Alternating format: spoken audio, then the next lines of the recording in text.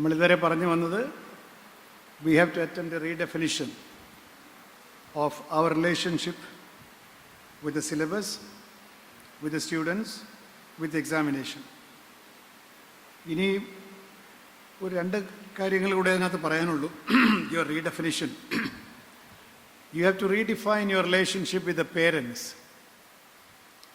ഇവിടുത്തെ PTA മീറ്റിങ്ങുകൾ എങ്ങനെയാണ് എന്നെനിക്ക് അറിഞ്ഞുകൂടാ. പക്ഷെ പല സ്കൂളുകളിലെയും PTA മീറ്റിംഗ് നിരോധിക്കേണ്ട സംഭവങ്ങളായിട്ടാണ് എനിക്ക് തോന്നിയിട്ടുള്ളത്. കാരണം പേരൻസ് എന്ന് പറയുന്ന ഒരു പിയർ ഗ്രൂപ്പിനെ വിളിച്ചു വരുത്തിയിട്ട് ഒരു പേരൻറ്റിനോട് പറയുന്നു, നിങ്ങളുടെ മകനോ മകളോ മോസ്റ്റ് യൂസ്ലെസ് ആണ്, കൊള്ളില്ല, അവനൊരു വിവരമില്ല എന്ന് പറയുന്നത് ആരോടാണ്? നിങ്ങൾക്ക് 40 പിള്ളേരുണ്ടല്ലേ, 30 കുട്ടികളുണ്ട് ക്ലാസ്സിൽ. ഈ അമ്മയ്ക്കും അച്ഛനും 2 പിള്ളേരേ ഉള്ളൂ. അതിലൊരു കുട്ടിയാണ് മോസ്റ്റ് യൂസ്ലെസ് എന്ന് നമ്മൾ ഈ പറഞ്ഞത്. അത് പറയുന്നതോ മറ്റ് പേരൻസ് കേട്ടുകൊണ്ട് നിൽക്കുകയാണ് ഈ പറയുന്നത്.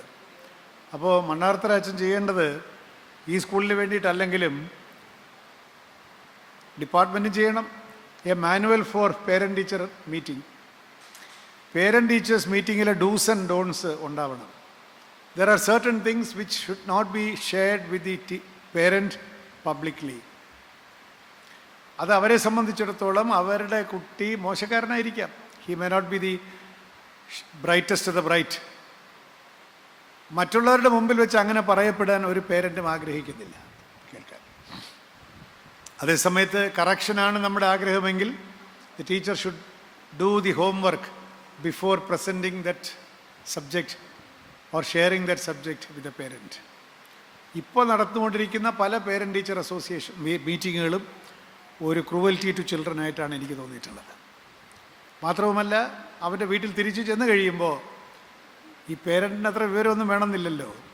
നിന്നെപ്പറ്റി ടീച്ചർ ഇതാണടാ പറഞ്ഞത് എന്ന് പറഞ്ഞിട്ട് ഈ കുട്ടിയോട് എങ്ങനെയാണ് പെരുമാറുന്നത് എന്നുള്ളത് നമ്മൾ ആലോചിക്കുന്നില്ല. നമ്മൾ സത്യം പറഞ്ഞു, നമ്മൾ വി ആർ ഹാപ്പി. എന്തിനാണ് ഈ പറഞ്ഞത്? കുട്ടി നന്നാവട്ടെ എന്ന് വിചാരിച്ചിട്ടാണ്. പേരൻ്റ് കൂടി ഇടപെട്ട് കുട്ടി നന്നാവട്ടെ എന്നുള്ള നല്ല ഉദ്ദേശത്തിൽ മറ്റുള്ളവരെല്ലാം കേൾക്കെ ഈ കുട്ടി അറുമണ്ടനാണെന്നും ഇവൻ ജന്മത്തിൽ നന്നാവില്ല എന്നൊക്കെ അടിച്ചു. എന്തിനാണ്? With a Pius intent that the parent will perhaps work on the boy or girl and she will become better. അങ്ങനെ നമ്മൾ വിചാരിക്കുമ്പോഴല്ല ജീവിതത്തിലെ മാറ്റങ്ങൾ. നേരെ വിരുദ്ധമായിട്ടുള്ള മാറ്റമേ ഉണ്ടാവുള്ളൂ.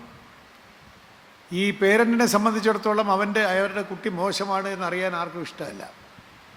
എന്നാൽ കുട്ടിക്ക് പോരായ്മയുണ്ട്, അറിയിക്കുകയും വേണം. There is a technique by which the parent should be taken into confidence. അതെങ്ങനെയെന്ന് എനിക്ക് അറിഞ്ഞുകൂടാ. പക്ഷേ ഒരു ഡൂസ് ആൻഡ് ഡോൺസ് നമ്മൾ എഴുതുകയാണെങ്കിൽ do not share the shortcomings of a student to his or her parent in front of other parents. അത്രയെങ്കിലും ദാക്ഷിണ്യം നമ്മൾ കാണിക്കണം. മറ്റുള്ളവരുടെ മുമ്പിൽ വെച്ച് പറയുമ്പോൾ 2 റിയാക്ഷനാണ് പേരൻറ്റിന് വരുന്നത്. ഒന്ന്, എൻ്റെ മോൻ അത്ര കൊള്ളില്ലെങ്കിൽ ഞാൻ പൊക്കോളാം, നിങ്ങൾ പഠിപ്പിക്കണ്ട. 2, ഈ ടീച്ചർ ശരിയല്ല. അതൊരു ഡിഫെൻസീവ് മെക്കാനിസമാണ് കേട്ടോ. എൻ്റെ മോനെപ്പറ്റി ചീത്ത പറയുന്ന ടീച്ചർ ശരിയല്ല, ടീച്ചറെ പറ്റി ഞങ്ങൾക്കും ഉണ്ട് പരാതി എന്ന് പറയുന്നത് ഒരു ഡിഫെൻസീവ് മെക്കാനിസമാണ്. ആ ഡിഫെൻസീവ് മെക്കാനിസം വരാതിരിക്കാൻ നമ്മളിത്തിരി കടത്തി പറയും, സോ ദറ്റ് ഈ പേരൻറ്റിനെ ഒതുക്കാൻ വേണ്ടിയിട്ട്. ഇതാണോ നമ്മുടെ ലക്ഷ്യം? ഈ ബലപരീക്ഷണമാണോ നമ്മുടെ ലക്ഷ്യം? What is the purpose? The purpose is that the child should improve. അവനുണ്ടാകുന്ന ചില ഷോർട്ട് കമ്മിങ്സ് പരിഹരിച്ച് അവനെ മുമ്പോട്ട് പോകണമെങ്കിൽ എന്ത് ചെയ്യണം? ഇവിടെ teacher should not only become a parent but also a counsellor. ആ പേരൻറ്റിൻ്റെ മനഃശാസ്ത്രം ഇത്തിരി മനസ്സിലാക്കിക്കൊണ്ട് വേണം ആ പേരൻറ്റിനോട് ഇടപെടാൻ. അതുകൊണ്ട് പേരൻറ്റ് ടീച്ചേഴ്സ് എന്ന് പറയുന്ന വലിയ സമ്മേളനത്തിൽ വിളിച്ചു വരുത്തിയിട്ട് ഓരോ കുട്ടിയും, അതേസമയത്ത് ആ മീറ്റിങ്ങിൽ തന്നെ അവിടെ വലിയ റാങ്കെല്ലാം കിട്ടിയ കുട്ടികളെ പ്രശംസിക്കുകയും അവൻ ക്ലാസ്സിൻ്റെ അഭിമാനമാണെന്നൊക്കെ പറയുകയും ചെയ്യും. ഇതൊക്കെ അത്ര അഭിമാനമല്ലാത്ത ഒരു കുട്ടിയുടെ അമ്മയും അച്ഛനും കേട്ടുകൊണ്ടിരിക്കുന്നുണ്ട് കേട്ടോ. You should have a heart for the psychology of that parent. അൺഫോർച്ചുനേറ്റായിട്ട് അവൻ്റെ കുട്ടി ക്ലാസ്സിൽ അത്ര മിടുക്കനല്ലാത്ത ഒരു കുട്ടി ജനിച്ചു പോയി. എന്താണ് അമ്മയും അച്ഛനും ചെയ്യേണ്ടത്? അവനെ തല്ലിക്കൊല്ലുമോ? നിങ്ങൾക്ക് വേണമെങ്കിൽ TC കൊടുത്ത് അയക്കാൻ പറ്റും. ചില സ്കൂളിലൊക്കെ അങ്ങനെ ഉണ്ടല്ലോ. ടി സി കൊടുത്ത് എവിടെയെങ്കിലും പോയിക്കോ, സർക്കാർ സ്കൂളിൽ പോയിക്കോ, so that my A+ is assured. അതല്ലല്ലോ, അത് വലത്ത് കാലിൽ മന്തെടുത്ത് ഇടത്ത് കാലിൽ വയ്ക്കുന്ന പോലല്ലേ ഉള്ളൂ. He belongs to society and you cannot sort of അവരെങ്ങനെ ഒരു അധപ്പതനോന്മുഖമാക്കി തീർക്കലാണോ നമ്മുടെ ലക്ഷ്യം? പല സ്കൂളുകളും കുട്ടിയെ ടി സി കൊടുത്ത് 8ാം ക്ലാസ്സിലും 9ാം ക്ലാസ്സിലും ഒക്കെ അയക്കും. കാരണം 10ാം ക്ലാസ്സിലെ റിസൾട്ട് നന്നാക്കാൻ വേണ്ടിയിട്ട് നമ്മൾ 8ലും 9ലും ടി സി കൊടുത്ത് അയക്കും. ഈ ടി സി വാങ്ങിക്കൊണ്ട് പോകുന്ന കുട്ടിയെ പേരൻറ്റിനെ സംബന്ധിച്ചിടത്തോളം ഈ കുട്ടിയെ പറ്റിയുള്ള ആകാംക്ഷ, ആശങ്ക, ആ കുട്ടി എനിക്ക് ഉണ്ടാക്കി വെച്ച മാനഹാനിയെ പറ്റിയുള്ളൊരു ചിന്ത, ഇതൊക്കെ ഉണ്ട്. ചില പേരൻസ് വളരെ ജോവിയലായിട്ട് അല്ലെങ്കിൽ വളരെ സ്പോർട്ടീവായിട്ട് അത് എടുക്കും. ഇവിടെ പഠിച്ചില്ലെങ്കിൽ നമുക്ക് വേറെ എവിടെയെങ്കിലും പഠിച്ച് നമ്മൾ നന്നാവും എന്ന് പറയുന്നുണ്ടാവാം. പക്ഷേ the way this is handled, the dos and dawns of handling A parent teacher meeting വളരെ പ്രധാനമാണ്. കുട്ടിയുടെ നന്മയാണ് നമ്മുടെ ലക്ഷ്യമെങ്കിൽ ആ പേരൻറ്റിൻ്റെ സൈക്കോളജി കൂടി നമ്മൾ മനസ്സിലാക്കണം. നമ്മുടെ ഒരു കുഞ്ഞിനെക്കുറിച്ചാണ് നമ്മളൊരു പേരൻ്റ് എന്നുള്ള നിലയ്ക്ക് നമ്മളോട് വിളിച്ചിങ്ങനെ പറയുന്നതെങ്കിൽ won't you feel hurt? You will definitely feel hurt. ആ ഹേർട്ട് നമ്മൾ എങ്ങനെ റിയാക്ട് ചെയ്യും? ഒന്ന്, ഇതിനെ നിസ്സാരവൽക്കരിച്ചുകൊണ്ട് നിങ്ങൾക്ക് വിവരമില്ലാത്തത് കൊണ്ടാണ് ഇങ്ങനെ പറയുന്നത് എന്നൊരു പേരൻ്റ് പറഞ്ഞുകൂടായികയില്ല. അതൊരു ഡിഫെൻസീവ് മെക്കാനിസം മാത്രമാണ്. 2, ഈ കൊച്ചിനെ കൊണ്ടുപോയി തല്ലുന്ന അച്ഛനില്ലാതെയില്ല. അതുകൊണ്ട് കേട്ടോ, ഇതൊക്കെ ഈ കുട്ടിയിലുണ്ടാകുന്ന മാറ്റം എന്താണ്? അപ്പോൾ എൻ്റെ ടീച്ചറും എന്നെ കൈയൊഴിഞ്ഞു, എൻ്റെ പേരൻറ്റും കൈയൊഴിഞ്ഞു. എന്നാൽ പിന്നെ ഇവർ വിചാരിക്കുന്നത് പോലെ ഒരു തല്ലിപ്പൊളിയായിട്ട് ജീവിച്ച് കാണിച്ചു കൊടുക്കാം എന്ന് അവൻ വിചാരിക്കുന്നതിലും തെറ്റില്ല. ആഫ്റ്റർ ഓൾ 14-15 വയസ്സുള്ള കുട്ടിയാണ് കേട്ടോ. His mind is very fickle. അവനിങ്ങനെ ജീവിതത്തിൻ്റെ വലിയ കാര്യങ്ങളൊന്നും ഓർമ്മയൊന്നുമില്ല. His life is only 15 year. ഇത്ര 15 വർഷം ജീവിത പരിചയമേ ഉള്ളൂ. അതിൽ തന്നെ 5 വർഷം ബോധമില്ല, കൊച്ചായിരുന്നു. ഈ കഴിഞ്ഞ 5-10 വർഷമായിട്ടുള്ള ജീവിത അനുഭവമേ ഈ കുട്ടിക്കുള്ളൂ. ആ അനുഭവത്തിൽ അവനെ like A hot brick, the parent drops, the teacher drops, the school drops. I M A good for nothing ആയി എന്നൊരു വിചാരം അതിലുണ്ടായാൽ ഈ സമൂഹത്തിനോട് നമ്മൾ നീതി പുലർത്തുകയാണോ ചെയ്യുന്നത്? A student who would have otherwise been encouraged into flowering, അവരെ നമ്മൾ തള്ളിക്കളയുന്ന ഈ പേരൻറ് ടീച്ചർ മെക്കാനിസം എന്ന് പറയുന്ന അത് ഏറ്റവും ഫലപ്രദമായി ഉപയോഗിക്കേണ്ട ഒരു ഫോറത്തിനെ ഏറ്റവും ഡിസ്ട്രക്റ്റീവായിട്ട് ഉപയോഗിക്കുന്ന സന്ദർഭങ്ങൾ വിരളമല്ല. At least I know in one school. എനിക്ക് ഇത് നന്നായിട്ട് അറിയാമെന്നുള്ളത് കൊണ്ടാണ് ഞാൻ പറയുന്നത്. ആ അപകടത്തിൽ നിന്ന് നിങ്ങളുടെ സ്കൂള് മോചനം നേടണമെന്നും ഈ പേരൻറ്റിനെ സംബന്ധിച്ചിടത്തോളം ആ പേരൻറ്റിൻ്റെ ഓൾ ഇൻ ഓളാണ് ഈ കുട്ടിയെന്നും അവൻ മോശക്കാരനോ മോശക്കാരിയാണ് എന്ന് കേൾക്കാൻ അവരാഗ്രഹിക്കുന്നില്ല. അതേസമയം അയാൾക്ക് ഇന്ന പ്രശ്നങ്ങളുണ്ടെങ്കിൽ അത് ഉണ്ട് എന്ന് ഫ്ലാഗ് ചെയ്യുകയും അതിങ്ങനെ പരിഹരിക്കാമെന്ന് പേരൻറ്റിനെ കൂടെ കൂട്ടുകയും ചെയ്യുന്ന സൈക്കോളജിക്കൽ കൗൺസിലേഴ്സായിട്ട് കൂടി ടീച്ചേഴ്സ് മാറണം. വലിയ പഠിത്തമൊന്നും വേണ്ടതിന്, ഹാവ് സം കൺസേൺ. നമ്മളാണ് അവരുടെ സ്ഥാനത്തെങ്കിൽ നമുക്ക് എന്ത് കേൾക്കാൻ ഇഷ്ടമുണ്ട് അത് പറയുക എന്നുള്ളതാണ് പ്രധാനം. ആ ഒരു ഇൻഡിഫറൻസ്, ആ ഒരു അതോറിറ്റി കൊണ്ടുള്ള ഒരു അറഗൻസ് ടീച്ചേഴ്സിന് ചിലപ്പോഴൊക്കെ ഉണ്ടാകുന്നില്ല എന്ന് പറഞ്ഞുകൂടാ. ബിക്കോസ് ക്ലാസ്സിൽ വലിയ ആളാണല്ലോ നിങ്ങൾ. ക്ലാസ്സിൽ 10-40 പിള്ളേർ ഇരിക്കുന്നിടത്ത് യു ആർ ദ ബോസ്. ആ ഒരു ബോസിനെസ് ഈ PTA മീറ്റിങ്ങിൽ റിഫ്ലക്റ്റ് ചെയ്യും, വിച്ച് ഈസ് വെരി ഡിസ്ട്രക്റ്റീവ്. ഇത് വേറെ ആരും ഒരുപക്ഷെ നിങ്ങളോട് പറയില്ലായിരിക്കും, പക്ഷേ ഞാൻ എൻ്റെ അനുഭവത്തിൽ നിന്ന് പറയുന്നതാണ്.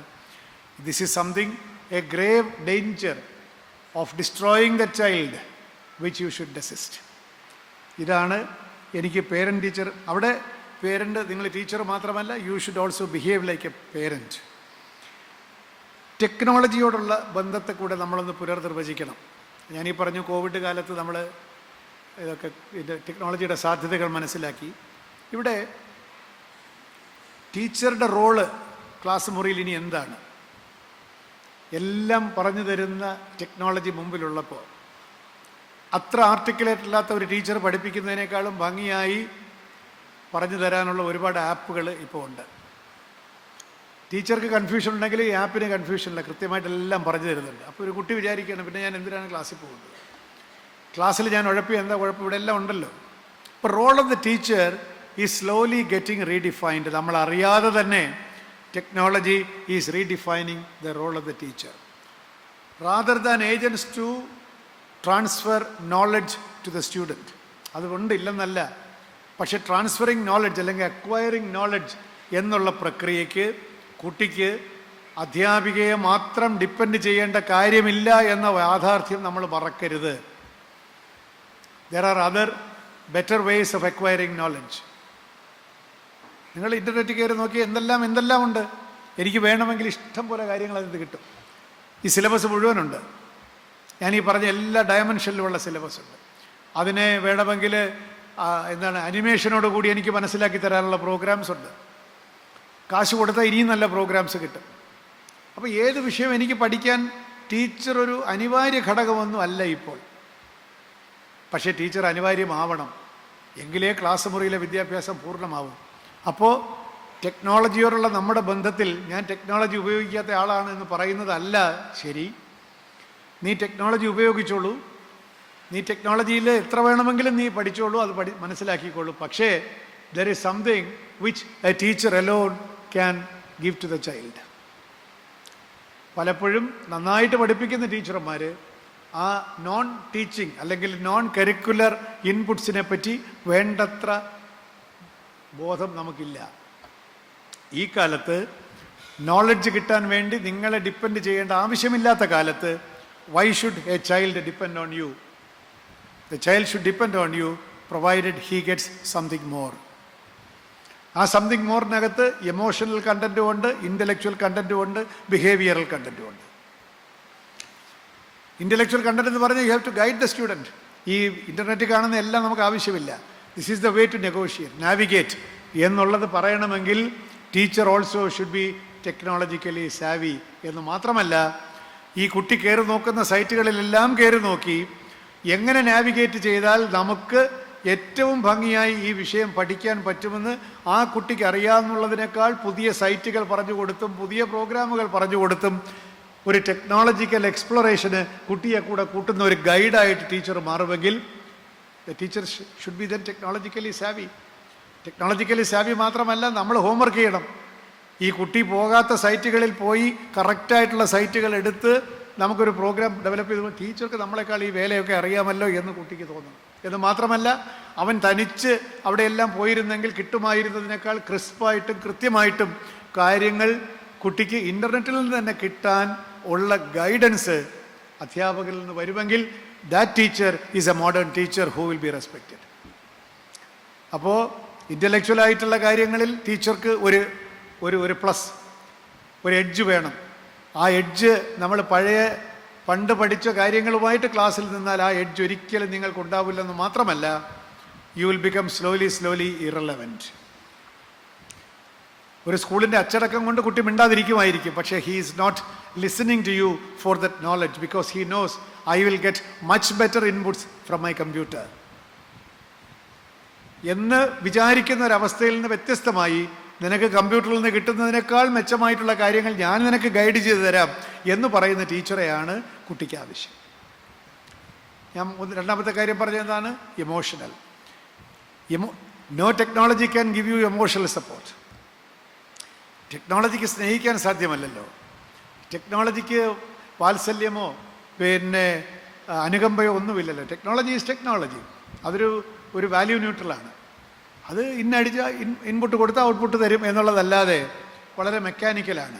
എന്നാൽ ഈ കുട്ടിക്ക് ഈ പ്രായത്തിൽ, വളർന്നു വരുന്ന ഈ പ്രായത്തിൽ ഷിയർ നോളജ്, ഉമിക്കിരി പോലത്തെ അറിവല്ല അവന് വേണ്ടത്. He also wants emotional support. ആ ഇമോഷണൽ സപ്പോർട്ട് ക്ലാസ്സിൽ നിന്ന് ഇതുവരെ കൊടുത്തതിൽ നിന്ന് കൂടുതലായിട്ട് കൊടുക്കാൻ നമുക്ക് സാധിക്കണം. അപ്പോൾ technology also makes your emotional caution in the class far more urgent than ever before. ഞാൻ നേരത്തെ പറഞ്ഞാൽ കുട്ടിയെ മനസ്സിലാക്കുകയും വേറെ ആർക്കും കൊടുക്കാൻ പറ്റാത്ത ഒരു ഇമോഷണൽ സപ്പോർട്ട് കൊടുക്കാൻ കൂടി സാധിക്കുമ്പോഴേ ടീച്ചർക്ക് ക്ലാസ് മുറിയിൽ ആധുനിക കാലത്ത് റെലവൻസ് ഉള്ളൂ.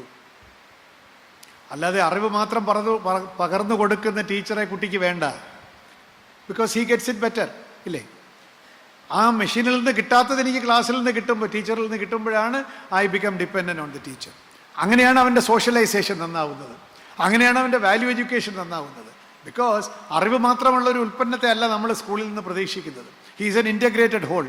He should have social values, he should have moral values, he should have emotional stability. ഇതെല്ലാമുള്ള കുട്ടി വേണമെങ്കിൽ ഈ ടീച്ചറുടെ ഇത് വേണം.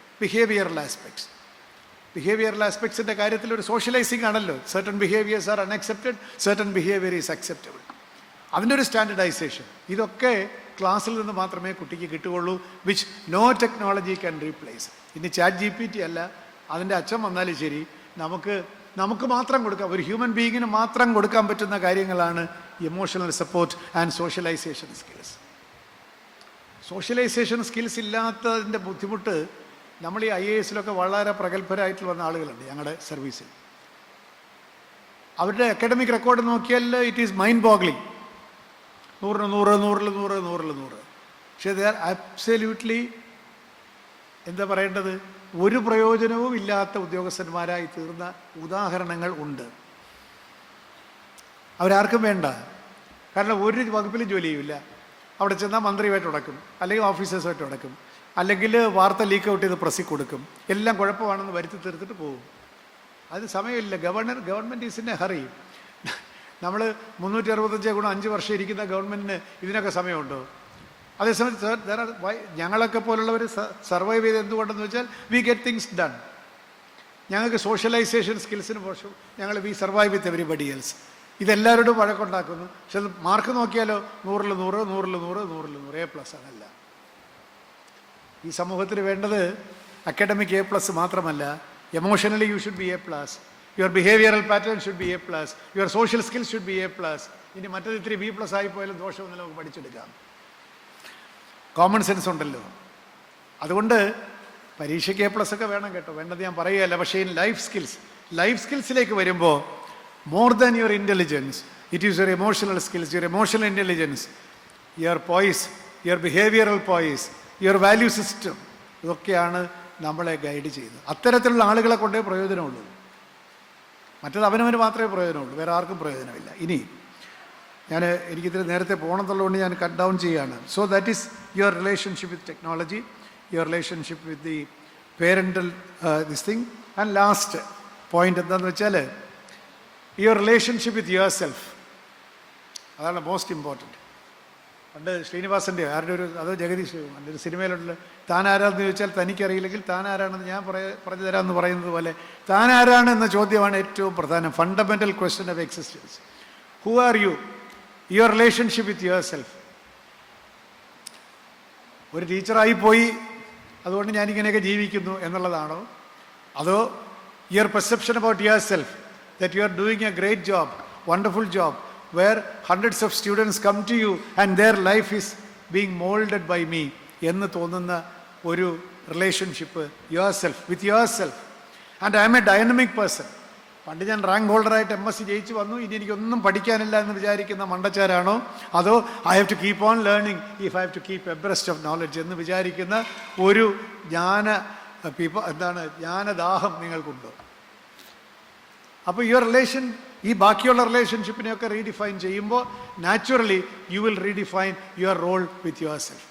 ഞാനൊരു മഹാപണ്ഡിതനാണ്, എന്നോടൊരു ചോദ്യം ചോദിക്കരുത്, എനിക്കിനി ഒന്നും പഠിക്കേണ്ട കാര്യമില്ല, ഞാൻ ചെയ്യുന്നതാണ് എല്ലാം ശരി, ഈ പിള്ളേരൊക്കെ യൂസ്ലെസ്സുകളാണ്, ഈ പേരൻസ് അതിനേക്കാൾ യൂസ്ലെസ് ആണ്, ഇങ്ങനെയൊക്കെയുള്ള വിചാരങ്ങൾ നിങ്ങൾക്കുണ്ടോ?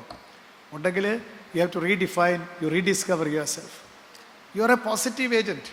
നമുക്ക് ഈ സമൂഹത്തിലുള്ള വലിയ സ്ഥാനം, നാളത്തെ സൊസൈറ്റിയെ മോൾഡ് ചെയ്യുമെന്ന് പറയാൻ ചുമ്മാ അല്ല. ഞാൻ പറഞ്ഞില്ല, 2040, 45, 50 നമ്മൾ പഠിപ്പിച്ച കുട്ടികൾ ഈ രാജ്യത്ത് ശോഭിച്ചു നിൽക്കുന്നത് നമുക്ക് കാണണം. With excellent social skills and excellent intellectual skills and excellent values, social വാല്യൂസോടുകൂടി, എത്തിക്കൽ വാല്യൂസോടുകൂടി, ലീഡർഷിപ്പോടുകൂടി ഈ സമൂഹത്തിൽ അവർ തിളങ്ങി നിൽക്കുന്നത് നമുക്ക് കാണണമെങ്കിൽ you have to mould them. അതാണ് നിങ്ങളുടെ ജോലി. അല്ലാതെ ശമ്പളം വാങ്ങിച്ച് വീട്ടിൽ പോവുക എന്നുള്ളതല്ല, പരീക്ഷയിൽ A+ വാങ്ങിച്ചു കൊടുക്കുക എന്നുള്ളത്. They are all subsidiary roles. Beyond that perceive that you are a great game ചേഞ്ചറാണ്.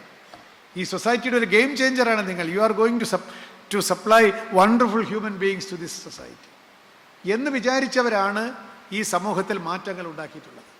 അതല്ലാതെ നമ്മുടെ ജോലിയെപ്പറ്റി വളരെ പരിമിതമായിട്ടുള്ള നിർവചനമുള്ളവർക്കൊന്നും വലിയ സ്റ്റുഡൻസിനെയൊന്നും ഉണ്ടാക്കാൻ സാധിച്ചിട്ടില്ല. When you discover that your role is something fantastic, something very important, then you are able to do wonderful things. അപ്പോൾ നിങ്ങളുടെ ജോലി ഒരിക്കലും ചെറുതായിട്ട് കാണരുത്. നിങ്ങളുടെ ജോലിയാണ് ഈ സംസ്ഥാനത്തൊരു ചീഫ് സെക്രട്ടറി ഉള്ളൂ എന്നുള്ളത് കൊണ്ട് അതിന് പ്രാധാന്യം ഉണ്ടെന്നുള്ളതല്ലാതെ ഒരുപാട് ടീച്ചർമാരുണ്ടായി പോയതുകൊണ്ട് ടീച്ചർമാരുടെ ജോലിക്ക് പ്രാധാന്യക്കുറവില്ല. It is probably the most important job because we are creating our tomorrows in the classroom എന്ന് ചുമ്മാ അല്ല പറയുന്നത്. ഈ ഇരിക്കുന്ന കുട്ടികളാണല്ലോ നാളെ ഓരോരോ സ്ഥലത്തെത്താം. അപ്പോൾ ആ കുട്ടികളെ സജ്ജരാക്കി വിടുന്ന വലിയൊരു ജോലി നിങ്ങൾ ഏറ്റെടുത്തിരിക്കുകയാണ്.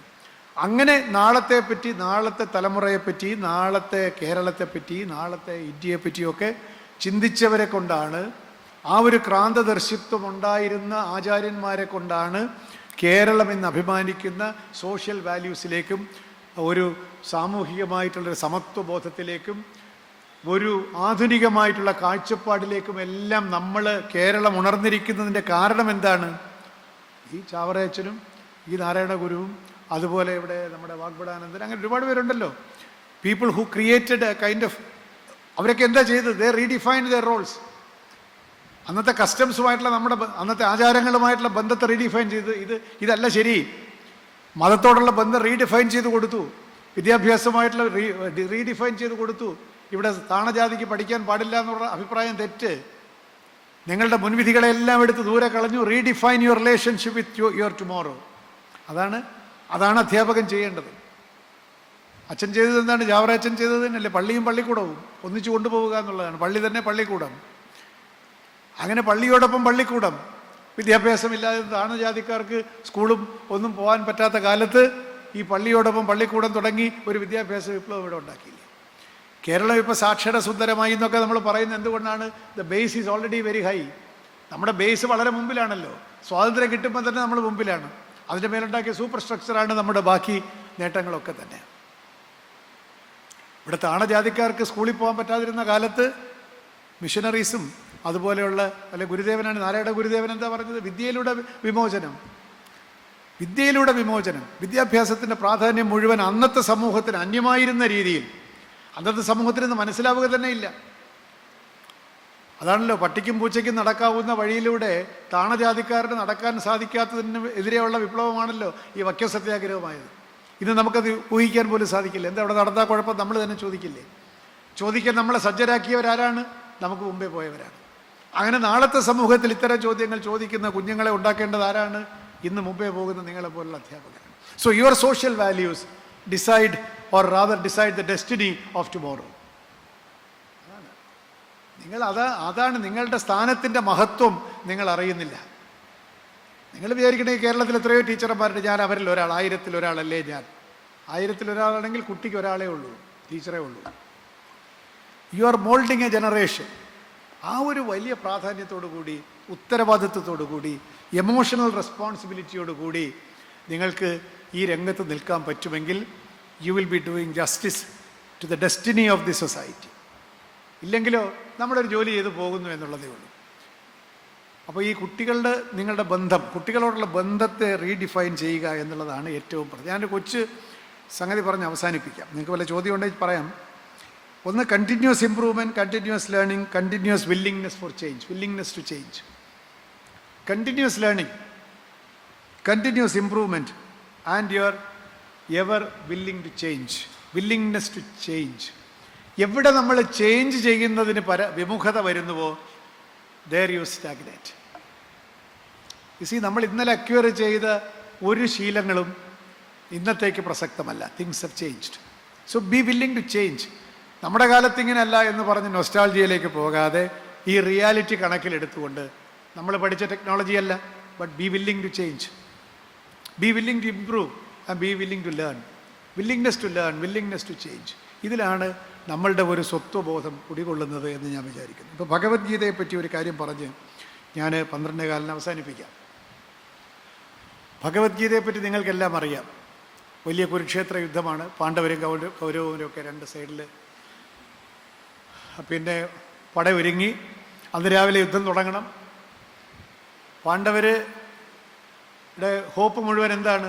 അർജുനനുണ്ടല്ലോ. അപ്പുറത്താണെങ്കിൽ വലിയ വലിയ യോദ്ധാക്കളെല്ലാം ഉണ്ട്. സാരമില്ല, ഇവിടെ അർജുനനുണ്ട്, ശ്രീകൃഷ്ണൻ തേരാളിയായിട്ടുണ്ട്, നമ്മൾ ജയിക്കും. ആ ഒരു ശുഭാപ്തി വിശ്വാസത്തിൽ യുദ്ധം തുടങ്ങുകയാണ്. യുദ്ധം തുടങ്ങുന്ന രാവിലെ ഏതൊരു വില്ലാളി വീരനെ വിശ്വസിച്ചിട്ടാണോ പാണ്ഡവ സൈന്യം അണിനിരന്നത്, ആ വില്ലാളി വീരനായ അർജുനന് ആകെ അന്തക്ഷോഭം, സംശയം. ഞാൻ എന്തിനാണ് യുദ്ധം ചെയ്യുന്നത്? ഞാൻ ജയിച്ചു എന്ന് പറഞ്ഞാൽ ഇവരെയൊക്കെ കൊന്നു എന്നല്ലേ അർത്ഥം? എൻ്റെ ഗുരുക്കന്മാരെ, എൻ്റെ പിതാമഹനെ, എൻ്റെ ബന്ധുക്കളെ എല്ലാവരെയും കൊന്നിട്ട് അർജുന, കൃഷ്ണ, എനിക്ക് എന്തിനാണ് ഈ ജയം എന്ന് ചോദിക്കുന്നുണ്ട്. ഈ ജയം കൊണ്ട് എന്ത് കീർത്തി? ഞാൻ യുദ്ധം ചെയ്യില്ല എന്ന് പറഞ്ഞ് ആരെ വിശ്വസിച്ചിട്ടാണോ ഈ പാണ്ഡവ പട പിന്നിൽ ഇങ്ങനെ നിൽക്കുന്നത്, ആ സേനാനായകൻ അർജുനൻ ഇത് താഴെ ഇടുകയാണ്. അപ്പോൾ Krishna has a very difficult job in hand. ഇയാളെങ്ങാനും വിട്ടിട്ട് പോയിട്ടുണ്ടെങ്കിൽ അവന്മാരെ ഭസ്മമാക്കി കളയും മറ്റവരെല്ലാവരും കൂടി, പാണ്ഡവ പടയെ അടിച്ച് തുലച്ച് കളയും. കാരണം അത്ര സജ്ജമാണ്, ഭീഷ്മർ ഉൾപ്പെടെ ആളുകൾ അങ്ങനെ നിൽക്കുകയല്ലേ അപ്പുറത്ത്. അപ്പോൾ Krishna has a very difficult job in hand. ഇതിൻ്റെ ലീഡറായിട്ട് നിൽക്കുന്ന ആൾക്ക് ഇൻ്റലക്ച്വൽ പാരാലിസിസ് ആണ്, അവന് പറ്റില്ല, എന്നെ കൊണ്ട് സാധ്യമല്ല എന്ന് പറഞ്ഞ് വില്ല് താഴെ ഇടുന്ന ഇയാളെ കൊണ്ട് വില്ലെടുപ്പിക്കണം. അതാണ് കൃഷ്ണൻ്റെ ടാർഗറ്റ്. അപ്പോൾ he has to strike at the very root of his inaction. ഇയാളുടെ ഈ സഭാകമ്പത്തിൻ്റെ റൂട്ടിലേക്ക് പോവാണ്. പോയിട്ട് 18 അധ്യായങ്ങളിലൂടെ ഇൻ്റലക്ച്വൽ റാഷണൽ ചോദ്യങ്ങളുടെ 18 അധ്യായവും പറയാൻ സമയമുണ്ടായിരുന്നോ യുദ്ധത്തിന് മുമ്പ്? വേണ്ടായിരിക്കാം. He must have given the quintessence of Bhagavad Gita. പിന്നീട് അത് എലാബറേറ്റ് ചെയ്തതായിരിക്കാം. വാട്ട് എവർ ഇറ്റ് ഈസ്, ഈ അധ്യായങ്ങളിലുള്ള ആശയങ്ങളെല്ലാം ഷെയർ ചെയ്ത് ഈ 18 അധ്യായത്തിലെയും ആശയങ്ങൾ കഴിഞ്ഞപ്പോൾ അർജുന ഈസ് ഉത്തിഷ്ഠത ജാഗ്രത എന്ന് പറഞ്ഞ പോലെ Arjunan വില്ലെടുത്തു.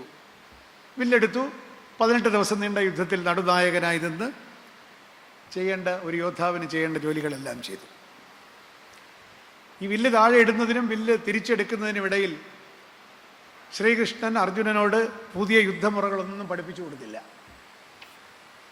He did not impart any skill to the archer. അർജുനനോട് പുതിയ ഇങ്ങനെയാണ് അമ്പെയ്യേണ്ടതെന്നോ നാഗാസ്ത്രം അയക്കുമ്പോൾ ഇന്നതയക്കണോ അത്ര ഒരു വേലയും പറഞ്ഞു കൊടുത്തില്ല. He only spoke to him about life and death. He spoke to him about existence. He spoke to him about reality. He spoke to him about karma, about jnana, about ഇങ്ങനെ എല്ലാത്തിനെ പറ്റിയും ഈ ലോകം എന്താണെന്നും ലോകത്തിൻ്റെ ജീവിതം എന്താണെന്നും ഒക്കെ പറഞ്ഞു കൊടുത്തു. At the end of it the disciple വീണ്ടും വില്ലെടുക്കുന്നു. എന്താണ് സംഭവിച്ചത്? ഞാൻ പറഞ്ഞ പോലെ പുതിയ അറിവുകളൊന്നും കൊടുത്തില്ല. എന്താണ്? ആർച്ചറിയുടെ സ്കില്ലൊന്നും കൊടുത്തില്ല. പക്ഷേ അർജുനൻ്റെ പെർസ്പെക്റ്റീവിലൊരു മാറ്റം വന്നു. താൻ ആരാണെന്നും തൻ്റെ ധർമ്മം എന്താണ് എന്നും തൻ്റെ ഡ്യൂട്ടി എന്താണെന്നും താൻ പ്രവർത്തിച്ചില്ലെങ്കിൽ എന്താണ് ഉണ്ടാകുന്നതെന്നും എൻ്റെ സാധ്യത എന്താണെന്നും എല്ലാമുള്ള താൻ ആരാണ് എന്ന് ഹി റീഡിഫൈൻഡ് ഹിംസെൽഫ്. നിങ്ങൾ റീഡിഫൈൻ ചെയ്യണമെന്ന് പറഞ്ഞതിൻ്റെ കാര്യത്തിലേക്കാണ് ഞാൻ വരുന്നത്.